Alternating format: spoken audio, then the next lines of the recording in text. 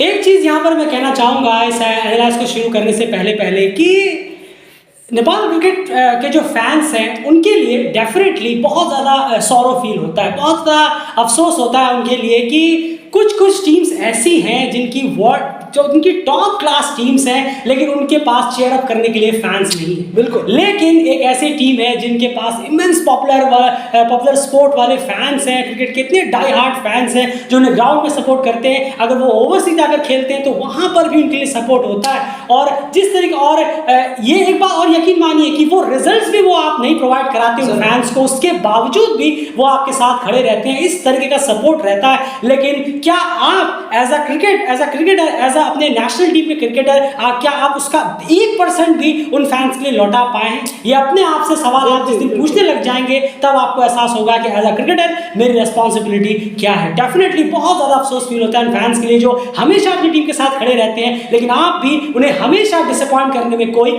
कसर नहीं छोड़ते। ये बहुत अफसोस होता है उन फैंस के लिए जो इतनी उम्मीद लगा के रखते हैं। हर बार एक सीरीज आप हारते हैं या फिर कोई टूर में आप खराब परफॉर्म करते हैं तो वहां पर वो क्रिटिसाइज जरूर करते हैं, लेकिन जब भी अगला टूर आता है वो आपके साथ उसी स्ट्रॉन्ग तरीके से सामने आकर खड़े हो जाते हैं। डेफिनेटली आप देखिए कई सारी ऐसी टीमें हैं जो वर्ल्ड कप खेल रही हैं, सब कुछ कर रही हैं, उनका प्रोग्रेस बहुत अच्छा जा रहा है, लेकिन वो अपने फैंस को अभी तक अपने स्टैंड तक खींचने में नाकामयाब रहे हैं। लेकिन एक आप है जहां पर आपके फैंस आपके साथ हमेशा खड़े रहते हैं, आपके मैचेस में हाउसफुल होता है, आप ओवरसीज खेल रहे हैं वहां पब्लिक जाती है, लेकिन क्या आप उन्हें कुछ रिटर्न दे पा रहे हैं? यकीन मानिए आप कुछ भी उन्हें रिटर्न नहीं कर रहे हैं। एज अ क्रिकेटर ये आपको खुद को सोचना चाहिए। ये बहुत अफसोस की बात है कि आप उसका 1% भी उन फैंस को लौटा नहीं पा रहे, बहुत अफसोस होता है। और उसके बाद आज की इस मैच की अगर हम बात करें, यहाँ पर आप कई सारी चीज़ें यहाँ पर कह सकते हैं कि बॉलिंग बहुत अच्छी हुई है और ऑलमोस्ट इस मैच को हम जीत लेंगे। और सबसे पॉपुलर डायलॉग जो इस वक्त चल रहा होगा, पॉपुलर चीज़ चल रही, डायलॉग मैं नहीं कहूँगा, पॉपुलर चीज़ जो इस वक्त चल रही होगी, एक स्टेटमेंट चल रहा होगा, 15-20 रन और होते हैं। जी हाँ, अमूमन होता है, ये सबके बाद होता है। एज अ क्रिकेट फैन जब हम एज अ क्रिकेट फैन बैठते हैं तो हमारे मन में वो होता है यार 15-20 रन और होते, या आपके मन में वही होगा 15-20 रन और होते, क्योंकि ऑब्वियस सी बात है निकलना ही निकल रहा है। और सच में एक वक्त पे तो ऐसे ही लगा कि 15-20 रन और होते तो शायद मैच आप ये जीत जाते। लेकिन ओवरऑल चीज़ों की अगर हम बात करें तो एंड इस मैच को आप किस तरह से देखते हैं? सबसे पहले मैं यहाँ पे बात करना चाहूँगा, जैसे कि हमने पहले भी कहा था कि इस ग्राउंड पर जो नाइम का जो वेंडॉक ग्राउंड है, यहाँ पर खास करके अभी की कंडीशन को देखते हुए टॉस जीतकर पहले बैटिंग करना बहुत फायदेमंद रहेगा। और ये हमने दोनों मैचेस में देखा। पिछले मैच में स्कॉटलैंड वर्सेस नाइवे जब स्कॉटलैंड चेस करने आया तो उनके 211 रन चेस करते करते 6 विकेट उनके गिर गए थे। और यहाँ पर भी स्कॉटलैंड को बहुत स्ट्रगल करना पड़ा क्योंकि एक खराब फैसला स्कॉटलैंड ने यहाँ लिया है। तो दोनों ही बात, नेपाल को पहले बैटिंग का मौका मिला लेकिन नेपाल की poor batting technique, poor batting quality, poor batting intent ने कहीं ना कहीं इस मैच को जो है नेपाल के दोनों मैचेस को उनके हाथ से खींच लिया। वरना यकीन मानिए इन पिचेस पे अगर आप टॉस जीतकर पहले बैटिंग करेंगे और जिस तरह की बॉलिंग नेपाल के पास रही है अमूमन, वो डेफिनेटली आप इन स्कोर्स को चेज कर सकते थे। लेकिन वही दिक्कत है कि बैट्समैनों का इंटेंट जीरो था, जीरो है और शायद जीरो ही रहने वाला है। कोई चेंजेस हमें बैटिंग में दिखता नहीं है। आज की इनिंग को किस तरह से आप देखते हैं, 40 ओवर बैटिंग करने के बावजूद भी स्कोर बोर्ड पे आप लगाते हैं सिर्फ और सिर्फ 137 रन। डेफिनेटली आपके फैंस ये तो डिजर्व नहीं करते दूर दूर तक। बिल्कुल नहीं, जरूर। और ये कहीं ना कहीं इतना पुअर परफॉर्मेंस बैट्समैनों की तरफ से रहा है। बात करें आप सारे ही बैट्समैनों की, कोई स्टार्ट में नहीं मिलना, टिकना, आप रन्स कर रहे हैं उसके बावजूद आप अपना विकेट थ्रो करके चले जा रहे हैं, विकेट गिर जा रहे हैं, मिस्टेक कर रहे हैं। ऐसा मिस्टेक जो एकदम होना नहीं चाहिए। आप मैचेस खेल चुके हैं, इतने मैचेस खेलने के बावजूद अगर गलतियां हो रही हैं, अच्छी बॉल पर आउट होना, विकेट देना, वो अलग बात हो जाती है। लेकिन बॉल इतनी अच्छी बैटर नहीं है, आप उस पर भी अपना विकेट दे रहे हैं। आसिफ शेख की बात करूं तो उन्होंने वो जो बल्ला लगाया उस बॉल को लीव किया जा सकता है। इतनी स्टार्टिंग फेज में आप बल्ला लगा रहे हैं। अब कहेंगे कुछ लोग शायद ये भी कह सकते हैं कि भाई कभी कभार बल्ला लगाने से चौके भी चले जाते हैं, लेकिन नहीं, वो स्टार्टिंग फेज है।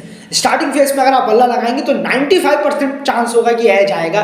दुनिया के किसी भी ग्राउंड में हो, कितनी भी फ्लैट ट्रैक क्यों ना हो, बहुत मौका बनता है कि आप शुरुआत में जैसे ही आपने मैच स्टार्ट किया हो, आप स्टार्टिंग में ही 3-4 ओवर हुए हैं और इस तरीके का शॉट है। और फिर दीपेंद्र सिंह हैरी का भी आपने देखा जिस तरीके से वो बोल्ड हुए, इतना ज़्यादा गैप रहा बीच में, कहीं और ही फायरिंग में लगे हुए हैं आप। कुशल बुर्देल का मिस टाइम हुआ, बॉल हवा में उठ गई, तो जजमेंट नहीं है। प्लेयर्स के अंदर खुद ही जजमेंट नहीं है, खुद समझ नहीं पा रहे हैं इतने मैचेस के बावजूद भी कि बॉल पढ़ के कहाँ हिलेगा, कहाँ जाएगा, किधर मूव करेगा, मेरे बैट में कितना गैप है या नहीं। ये सब प्लेयर को खुद समझना होगा, ना कि कोई और समझाएगा आके। फैन आपको बैठ के नहीं समझाएंगे या कोई और व्यूअर समझाएगा नहीं। बिल्कुल यार, बहुत रिपीटेटिव लगता है क्योंकि लगभग हर एनालिसिस में आपके सामने यही रखते हैं, इन्होंने वो खराब शॉट खेला, उनको स्टार्ट मिला, उन्होंने 3 बॉलें खेली, 3 बॉल खेली, बहुत ऑब्वियस सा हो जाता है। तो आप खुद सोचिए कि कितनी पुअर बैटिंग क्वालिटी है कि हर एनालिसिस में आपके जो हारने का रीजन होता है और बैट्समैन को जो रीजन आपके सामने रखते हैं वो ऑलमोस्ट सेम होता है। तो ये आप, इसका मतलब ये है कि आप मैच दर मैच गुजर तो रहा है लेकिन आप उसमें कुछ सुधार नहीं कर रहे हैं, कुछ भी ठीक नहीं कर रहे हैं। अब यहाँ पर मैं सीधे अब यहाँ पर कोच सर पे भी आऊंगा बिल्कुल, क्योंकि अब बहुत सारे मैचेस हो गए हैं। अब ये बाद में चलेगा कि नए कोच हैं वगैरह वगैरह, आप वक्त लेते रहिए, लेकिन जितना यहाँ पर क्लैरिटी समझ में आती है कि एक तो इतनी ज्यादा हद से ज्यादा चेंजिंग चॉपिंग रहती है टीम की। आज तक डेली क्रिकेट नहीं, हम अपनी बात कर ले, चलिए सबकी अपनी अपनी बात है, हम अपनी बात कर लें। लगभग हमने जितनी भी चीजें आज तक कहीं ना कहीं हमने अपनी तरफ से बताने की कोशिश की है, एक्सपीरियंस जो भी थोड़ा बहुत की कोशिश करते हैं। यकीन मानिए, वो आपको ही पता है, यकीन का जो आप सुनते होंगे 99% आज तक डेली क्रिकेट की कोई भी चीज अप्लाई नहीं की गई है। चलिए, डेली क्रिकेट कौन होता है ऐसा कि आप अप्लाई करें, तो आप है कौन, आप ये भी सोच सकते हैं। ठीक है, तो जो आप अप्लाई कर रहे हैं उससे कितना रिजल्ट आया, आप जरा उसका भी तो रिपोर्ट कार्ड निकालिए। आप जो पिछले 1-1.5 सालों से कुछ ना कुछ करे ही जा रहे हैं टीमों के साथ, नए कोच आ रहे हैं, नए कप्तान आ रहे हैं, प्लेयर्स आ रहे हैं, यहाँ से उठा रहे हैं, वहां से उठा रहे हैं, उसका रिपोर्ट कार्ड फिर निकालेंगे अगर आप, तो आपने उस रिपोर्ट कार्ड में क्या किया है। बिल्कुल हाँ, ये हो कि आप कुछ अप्लाई कर रहे हैं, उसका रिजल्ट आ रहा है, तो आप कह सकते हैं कि देखिए भाई रिजल्ट तो हम लेकर आ रहे हैं, तो आप कैसे बोल सकते हैं। एक भी चीज यार नहीं देखी, 1% शायद कभी कभार कोई ना कोई चीज हमने बोली हो तो कभी ना कभी हमें दिख गया कि अरे हाँ यार चलो ये हो गया। 99% हम जो हमें लगता है कि यार ये स्क्वाड अच्छी होगी, वो एकदम नॉर्थ पोल की स्क्वाड होती है। ये ओपनर सही रहेगा। कितनी बार हमने पहले कहा कुशल बुर्दुल आसिफ से को आप क्रिकेट वर्ल्ड कप लीग 2 में पूरा कम से कम चलाएं, एक प्लेयर को लेके चले। जो हमारे पुराने व्यूअर्स हैं उन सबको पता है कि ये हमने कितनी ज्यादा जोर देकर कहा था कि कुशल और आसिफ की जोड़ी को आप कम से कम क्रिकेट वर्ल्ड कप लीग 2 के लास्ट तक ले जाएं। अभी बहुत प्रॉफिट होता है आपको उस जोड़ी से, लेकिन आपको फिर वहां पे भी उंगली करनी थी, आपने वहां भी छेड़ा, वहां पर फिर एक जाकर अनस्टेबिलिटी हो गई और कुशल बुर्दुल को नीचे करके हुआ क्या, वहां पे वो स्कोर तो कर नहीं रहे हैं। नहीं जरूर कितनी चेंजिंग चॉपिंग, कोच सर भी कभी आरिफ का डाउन ऊपर कर देते हैं, कभी आरिफ का डाउन नीचे कर देते हैं। आरिफ के साथ भी वही एक तरह से जाती है। बिल्कुल, और इस चीज को समझना होगा क्योंकि 22 मैचेस चले गए हैं यहाँ पर और बहुत ज्यादा टाइम नहीं है, वक्त नहीं है। धीरे धीरे साल लग जाएगा, अगला आ जाएगा और फिर वर्ल्ड कप आपका ओडीआई स्टेटस, ये वो बहुत वगैरह वगैरह चिंता है। लेकिन भाई उसके लिए भी वक्त था और गुजर गया। 22 मैचेस का वक्त था, वो गुजर गया। 14-15 मैचेस का आई थिंक वक्त बचा है, वो भी गुजर जाएगा। लेकिन काम हो रहा है या नहीं हो रहा, उस पर तो लगता नहीं है कि अभी कुछ काम फिलहाल चल रहा है। इस टीम को लेकर कुछ भी काम चल रहा है, बैटिंग लाइनअप को लेकर कुछ भी काम चल रहा है, थोड़ा प्लानिंग प्लॉटिंग को लेकर कि टीम में कुछ अच्छा है या नहीं। दीपेंद्र सिंह ऐरी बैटिंग में कभी भी उन्होंने ये अपसेट नहीं किया। अब आप सोचेंगे ये क्या बोल रहे हैं भाई, हमेशा तो अपसेट ही करते हैं। अपसेट से मेरा मतलब हो गया यहाँ रेसिप्रोकल, जी हाँ, यहाँ उसका रेसिप्रोकल हो गया, उल्टा हो गया। यानी कि वो कभी अपसेट ही नहीं करते इस चीज से कि वो परफॉर्म करते। बिल्कुल इतना प्रिडिक्टेबल हो गया है कि मतलब बिना बैठे आप आंख बंद करके बोल देंगे हाँ दीपेंद्र सिंह ऐरी आउट हुए होंगे। अब यार इसमें एक चीज और है, ये आपने जो पॉइंट बड़ा अच्छा पॉइंट उठाया। और देखिए दीपेंद्र सिंह ऐरी जिस बेसिस पर लगातार फेलियर हो रहे हैं 50 ओवर क्रिकेट में, उस बेसिस पर क्या आप दूसरे प्लेयर को भी इतना मौका दे रहे हैं? क्या आप दूसरे टैलेंट को इतना मौका दे रहे हैं जिन्होंने परफॉर्म किया है? क्या वो डिजर्व नहीं करते टीम में आना? और अगर आप उन्हें डिजर्व नहीं करते तो दीपेंद्र सिंह ऐरी को आप किस बेसिस पे रखते हैं? क्या एक इनिंग डिसाइड कर देगी? पास्ट के 6 महीने पहले अगर एक इनिंग पीएनजी के खिलाफ आई है तो क्या वो डिसाइड कर देगी कि आप टीम में बने रहेंगे? क्या T20 में आप अगर सुपरस्टार है तो आप ओडीआई में उसी नाम के दम पर चलते रहेंगे? मैं आपको वापस से कहूंगा कि आप फुल मेंबर्स या उनके रूल्स रेगुलेशंस को बिल्कुल अपने ध्यान में मत रखिए। फुल मेंबर्स का खेलने का तरीका, उनका स्ट्रक्चर पूरा अलग होता है और आपका अलग है। फुल मेंबर्स 100 मैच हार जाए, उनका हमने पहले भी कहा था, उनका ना कोई स्पॉन्सरशिप छीन सकता है, ना उनसे मैचेस छीनेंगे, ना आईसीसी उनकी सुनना बंद करेगा। लेकिन आप अगर 100 मैच हार जाते, 100 मैच तो पहले बात तो मिलते ही नहीं, 36 मैचेस मिलते हैं। अगर आप 100 मैचेस हार जाए तो आप एकदम डिवीजन 2 या डिवीजन 3 में, माफ कीजिएगा 4-5 में आप खुद को पाएंगे। तो ये कंपैरिजन नहीं है, आपके पास तो मौके नहीं है। आप आगे किस बेसिस पर प्लेयर को सेलेक्ट करते हैं, किस बेसिस नहीं करते हैं? कभी डाउन किसी का ऊपर, कभी नीचे, कोई स्टेबल डिपार्टमेंट नहीं। आप मुझे एक चीज बता दीजिए, अभी की जो आप टीम देख रहे हैं, अभी की नेपाल क्रिकेट टीम, क्या फर्क है इस टीम में और उस टीम में जो कहीं ना कहीं डेव वाइटवुड सर के जाने के बाद से थी? उस वक्त से लेकर अब तक 1-1.5 साल हो गया, कुछ चेंजेस आया देखने को नहीं मिला है। नहीं, कुछ तो असर दिखेगा ना यार। कुछ भी नहीं देखने को मिला। वहाँ पर भी चेंजेस होते थे, वहाँ पर भी बैटिंग परफॉर्मेंस पुअर होती थी, यहाँ पर भी बैटिंग परफॉर्मेंस पुअर है। यहाँ पर भी इंडिविजुअल परफॉर्मेंस किसी की निकल के नहीं आ रही है। वही डॉट बॉल्स, वही रन रेट के हिसाब से पूरे मैचेस में खेलना, 3 साढ़े तीन का रन रेट रहता है, बहुत ही पुअर रन रेट है। किसी मैच में बॉलिंग ने काम कर दिया, उस टारगेट मान लीजिए पहले नेपाल की बॉलिंग है तो उन्होंने लो स्कोर में उसको ऑल आउट कर दिया सामने वाली टीम को, तो वो चेज ही नहीं होता।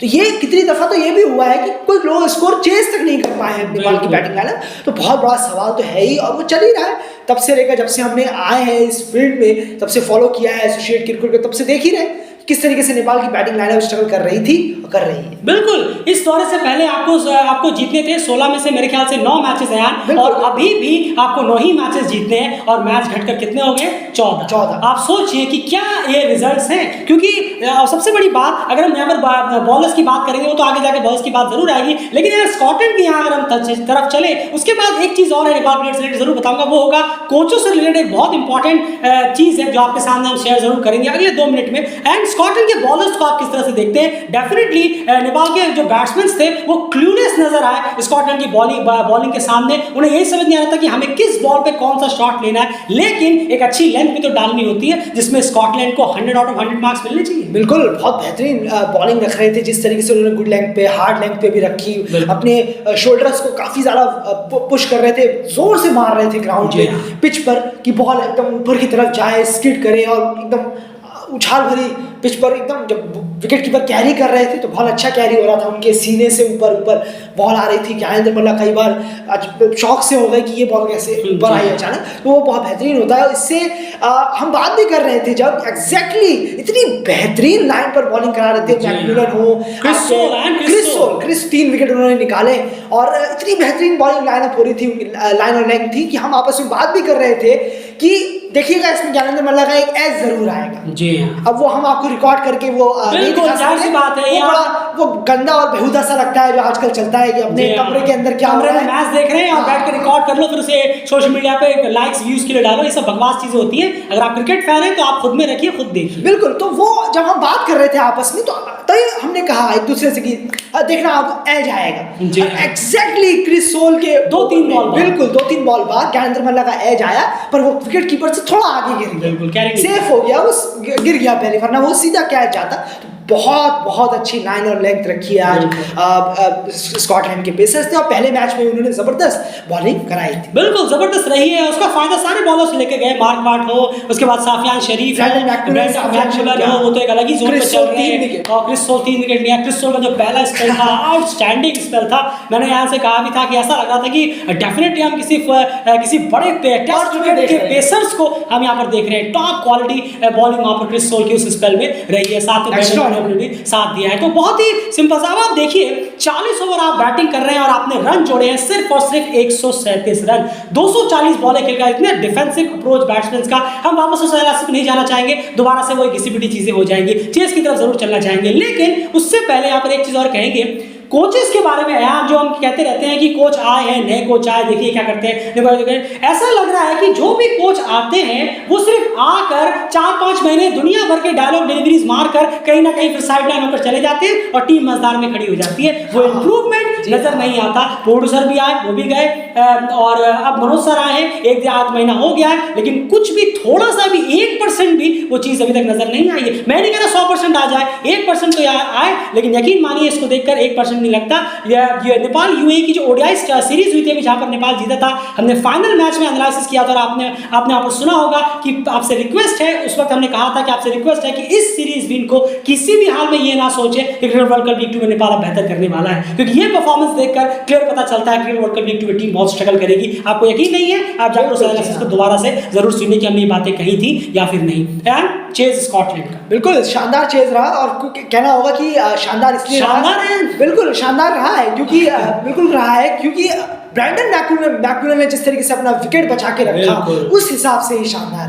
अगर वो वहां पर अपना विकेट थ्रो कर देते, वो भी अगर चले जाते, तो फिर ये बिल्कुल, ये नेपाल ने जबरदस्त वापसी करी, जबरदस्त नेपाल ने कोशिश करी है। नेपाल के बॉलर्स ने कोई इसमें दोहराए नहीं है, लेकिन उनके पर्सपेक्टिव से अगर आप देखेंगे नहीं, ये शानदार चीज है। बिल्कुल, और अनमोल साहब आपसे सहमत हो रहा हूं मैं अब, क्योंकि स्कॉटलैंड के बैट्समैनों ने भी ये दिखाया है कि नेपाल को किस तरह की क्रिकेट खेलनी चाहिए। बिल्कुल सही। आप सोचेंगे कमाल है यार, 7 विकेट गिर गए, ये कैसे दिखाया है, ये ऐसे दिखाया है, लेकिन नहीं, इसमें 2 एग्जांपल्स हैं, वो आपको समझने होंगे, क्योंकि इसीलिए तो आप हमसे हमारा चैनल सब्सक्राइब किए हुए हैं, ताकि हम आपको अलग एंगल से आपको चीजें समझा सके। अयान, मैकब्राइड के स्ट्राइक रेट और इनिंग को आप देखेंगे और ब्रेंडन मैकमिलन की स्ट्राइक रेट और इनिंग को आप देखेंगे, ये दिखाते हैं कि इस तरह की सिचुएशन में जो बैट्समैन होता है, नए बैट्समैन ये भी है, लेकिन इनका कॉन्फिडेंस लेवल आप देखिए। बिल्कुल, 43 रन 47 बॉलों में क्रिस्टोफर मैकब्राइड ने बनाए, और इसके बाद अगर आप देखेंगे ब्रेंडन मैकमिलन ने, उन्होंने भी 34 किए। बिल्कुल, अब कुछ कम से कम 100 की अब की स्ट्राइक रेट रही है उनकी। वहीं पर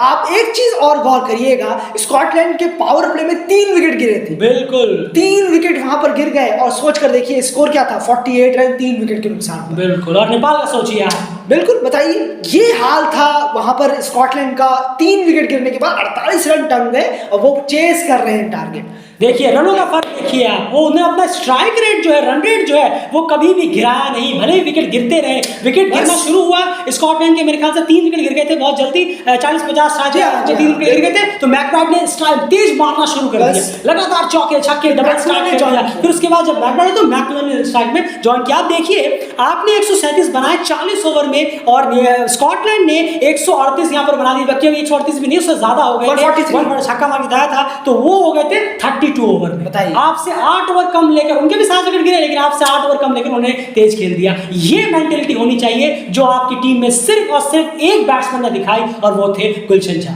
बिल्कुल, वो तो खेलते हैं, टेलेंडर्स का एक्चुअली में काम होता है ये, कि किस तरीके से अपना गेम, टेलेंडर्स हम ऐसे ही खेलते हैं कि चलिए मार के खेले, हम रन्स बनाकर खेले, पर क्वालिटी वही नजर आती है कि ऊपर के बल्लेबाज क्या कर रहे हैं। आपके बल्लेबाजों में कोई दमखम है, कुछ बात है? इतने मैचेस मिलने के बावजूद कुछ बात नजर आ नहीं रही है अभी तक टीम में, ये बड़ी हैरानी करती है, हैरानी भरी बात है। बिल्कुल, तो आप कह सकते हैं कि सिलेक्शंस में बहुत पुअर डिसीजंस लिए जा रहे हैं, डाउन ऑर्डर को बेमतलब से चेंज किया जा रहा है, बॉलिंग में कहीं ना कहीं छेड़खानी कभी कभी हो जाती है, जहां पर आपको जो इस तरह की बॉलिंग चाहिए वहां आप बॉलिंग लेते नहीं है प्लेइंग 11 में, और कभी कभी तो आप स्क्वाड में भी वो बॉलिंग लेते नहीं है। कोचिंग में देखना होगा क्या कुछ कर रहे हैं, लेकिन क्लियर पता चल रहा है कि कोई ज्यादा खास उम्मीद यहाँ पर भी नजर नहीं आती। बहुत ही पुअर परफॉर्मेंस बैटिंग की लगातार जारी रहती है, और कभी बैटिंग चलती है तो बॉलर्स कहीं ना कहीं से डिफेंड, ऐसा नहीं है कि बॉलर्स ने कई मैचेस डिफेंड करके जिता दिए, बहुत बार ऐसा हुआ है कि बॉलर्स डिफेंड नहीं कर पाए कई स्कोर्स, और ग्लोबल क्वालीफायर का सेमीफाइनल यूएई के खिलाफ वो तो एक बहुत बड़ा एग्जांपल है, जहां पर बॉलर्स की भी जमकर जो धुनाई हुई थी ग्लोबल क्वालीफायर में। तो ऐसा बिल्कुल भी नहीं है, ओवरऑल जो है वो एक बॉडी लैंग्वेज, वो इंटेंट। अब जैसे हमने कहा था मैच प्रीव्यू में कि सबसे पहली चीज तो आपको महसूस ही नहीं होना चाहिए कि सामने स्कॉटलैंड खेल रही है, लेकिन बैट्समैन जब क्रीज पर आए थे उनके चेहरे से पता चल रहा था कि हम स्कॉटलैंड के खिलाफ खेल रहे हैं। बिल्कुल, वो लग ही रहा था जिस तरीके से वो खुद पर प्रेशर बना रहे हैं। स्कॉटलैंड ने तो कुछ किया नहीं, पहले आपने डॉट बॉल्स इतने खेल दिए कि स्कॉटलैंड चढ़ गया आप पर, फिर वो बाउंसर्स का, वो शॉर्ट बॉल्स का इस्तेमाल करने लगे, वो प्लान्स बनाने लगे, शॉर्ट लेग लगाया हुआ था रिची बैरेंटन ने, जबरदस्त प्लान था वो सच में वाकई में। तो वो तभी प्लान्स बनते हैं जब वो देख लेते हैं कि ये बल्लेबाज थोड़ा प्रेशर में डरे हुए हैं, ये याद रखिएगा, शॉर्ट लेग ऐसे नहीं लगाया जाता। बस बिल्कुल, और आपने उनको एक मौका दिया, उसके बाद वो बिल्कुल पूरी तरीके से चढ़ गए नेपाल की बैटिंग लाइन। तो ये पूरा हाल है क्रिकेट का कि आप सिर्फ अगर ये सोच रहे हैं, तो ये निष्कर्ष निकलता है, अगर आप ये सोच रहे हैं कि 15-20 रन और होते तो हम जीत जाते, यकीन मानिए ऐसा बिल्कुल भी नहीं है। आप इस मैच को जीत जाते, लेकिन अगले 4 आने वाले मैचेस आप हार जाते। उसका नुकसान एक ही बात होती कि अब आप 20 मैच खेलने के बाद एक मैच अगर टीम जीतेगी तो आप कहेंगे वाह वाह क्या परफॉर्मेंस है, तो ऐसे नहीं होता। 20 मैच तो आप किसी चैलेंज लीग की टीम को खिला देंगे तो वो भी 20 में एक मैच तो जीत ही लेगा। 1/2 को आप देखिए, 12 मैचेस खेले उन्होंने, 10 हारे थे, लेकिन सिंगापुर को उन्होंने फिर भी हरा दिया। तो इतने रिपीटेटिव ऑफेंडर्स में तो आखिरकार आपको जीतना ही है, लेकिन ओवरऑल परफॉर्मेंस बहुत ही पुअर। कोचिंग में अभी तक नेगेटिव मार्किंग, या सिलेक्शंस में पूरी तरह से नेगेटिव मार्किंग, डेफिनेटली कुछ भी चेंज नजर नहीं आया अभी तक उस वक्त से अब के इस नेपाल क्रिकेट टीम में। फिलहाल इस वीडियो में इतना ही, लेकिन ये याद रखिएगा धीरे धीरे होगा। अगर आप सोच रहे हैं ये भी गलत है, वक्त ज्यादा नहीं होता, सिर्फ 14 मैच बचे हैं, लेकिन आपको जीतने कितने हैं? उतने ही जितने इस टूर में आने से पहले आपको जीतने थे, यानी 9 मैचेस। कैन से वापस एक रिक्वेस्ट रहेगा, फिर से हम वही कहना चाहेंगे कि आप तो कभी कभार कम से कम अगर आप हो सके कोई उन तक वीडियो ही हमारे पहुंचा दे, अगर उन तक पहुंच जाए, उनकी किसी टेक्निकल टीम तक पहुंच जाए, किसी तक पहुंच जाए कि आप हमें एज अ कंसल्टेंट ही जो रख लें अपने पास, अनऑफिशियल रख लें, हम ऑफिशियली मत रखें, अनऑफिशियल रख लें, हमसे खुद बात कर लें, ईमेल के जरिए बात करके आप हमसे इनपुट्स ले लें, बस इतना मेक श्योर कर दें कि वो इनपुट्स अप्लाई भी होंगे। ये नहीं कि आपने ले लिया और इनपुट्स रखे हुए रह गए, अप्लाई करने की कोशिश करें। आप तो देखते हैं कि क्या कुछ होता है, लेकिन वही बात है कि फिर से वही मैं कहूँगा, छोटा मुंह बड़ी बात है यार। नहीं जरूर देखिए, आइडियाज कहीं से भी आ सकते हैं। जी हाँ, लोग लगेगा अरे ये क्या आइडिया देंगे, लेकिन नवाब छोटी बन से रहे हैं। छोटी, जी हाँ जी हाँ, तो ये कहीं से भी हो सकता है, लेकिन क्योंकि अगर सामने जब दिख रहा है बहुत सी चीजें हैं, ये नहीं है कि आपको हम ये स्पेशल बोल रहे हैं कि नेपाल की टीम को बोल रहे हैं, बड़ी बड़ी फुल मेंबर में इतनी घटिया उनकी प्लानिंग प्लॉटिंग और उनकी इस तरीके से रहती है, और क्रिकेट के बाहर जिस तरीके से देखने से लगता है। लेकिन जब हम सोचते हैं कि यार ये ऐसा होना चाहिए था, वैसा होना चाहिए था, हुआ नहीं, तो तब उस टीम का हाल देखते हैं, वो टीम बुरी तरीके से नीचे गिरती है जब वो उस चीज़ पर अप्लाई नहीं करती जिस चीज़ पर अप्लाई करना चाहिए। बिल्कुल, और ऐसे ही कहीं ना कहीं हमने बहुत सारी चीज़ें आपके सामने रखी भी हैं, तो कहीं ना कहीं यही हम चाहेंगे कि आप अनऑफिशियल तरीके से ही सही हमें कम से कम हमारे जो इनपुट्स हैं उन्हें ले लें, और इतना बस हमें गारंटी दे दें कि आप उसको 100% अप्लाई करवाएंगे। ये नहीं कि आपने ले लिया 10% अप्लाई हो रहा है या फिर हो ही नहीं रहा, तो फिर आप हमसे कहेंगे कि आपके आइडियाज़ तो बिल्कुल बकवास है। एक बार ज़रूर कोई उन तक ये वीडियो पहुँचा दे तो बहुत बेहतर होगा, आपके ईमेल का इंतजार ज़रूर रहेगा। फिलहाल इस वीडियो में इतना ही। बने रहिए डेली क्रिकेट चैनल के साथ, सब्सक्राइब जरूर करिए। एशियन क्रिकेट से रिलेटेड सारी अपडेट्स, एनालिसिस और सारी इन्फॉर्मेशन आपको हमारे वीडियोस के थ्रू मिलते रहेगा। फिलहाल इस वीडियो में इतना ही।